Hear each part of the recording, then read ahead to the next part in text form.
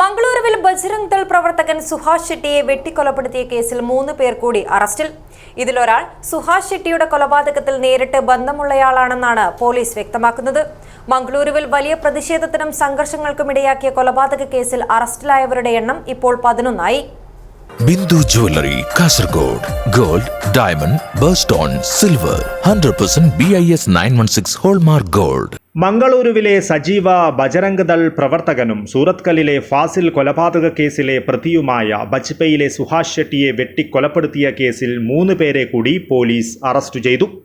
ഹാസൻ, ജയാർപുരത്തെ നൌഷാദ് എന്ന വാമഞ്ചൂർ നൌഷാദ് എന്ന ചൊട്ട നൌഷാദ്, കളവാറു ആശ്രയ സങ്കേതത്തിലെ അസറുദ്ദീൻ എന്ന അജ്ജു എന്ന അൻവർ, ഉടുപ്പി കാപ്പുവിലെ അബ്ദുൽ ഖാദർ എന്ന നൌഫൽ എന്നിവരെയാണ് സിറ്റി ക്രൈംബ്രാഞ്ച് അറസ്റ്റ് ചെയ്തത്. ഇപ്പോൾ അറസ്റ്റിലായ നൌഷാദിന് സുഹാസ് ഷെട്ടിയുടെ കൊലപാതകത്തിൽ നേരിട്ട് ബന്ധമുണ്ടെന്ന് പോലീസ് വ്യക്തമാക്കി.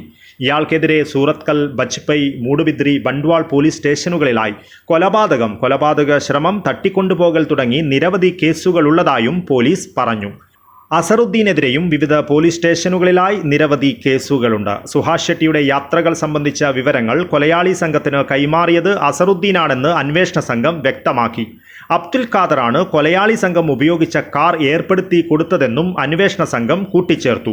ഈ 3 പേർ കൂടി അറസ്റ്റിലായതോടെ മംഗളൂരുവിൽ വലിയ പ്രതിഷേധത്തിനും സംഘർഷങ്ങൾക്കും ഇടയാക്കിയ കൊലപാതക കേസിൽ അറസ്റ്റിലായവരുടെ എണ്ണം 11 ആയി.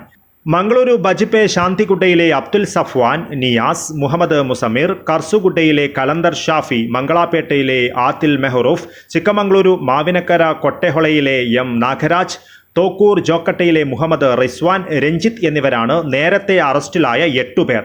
ഇതിൽ ആദിൽ മെഹ്റൂഫ് സൂറത്കല്ലിൽ 2022 കൊല്ലപ്പെട്ട ഫാസിലിന്റെ സഹോദരനാണ്. മെയ് 1 രാത്രിയിലാണ് സുഹാസ് ഷെട്ടി കൊല്ലപ്പെട്ടത്.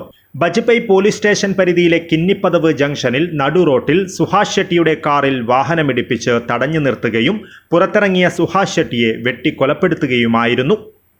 News bureau, Kasaragod.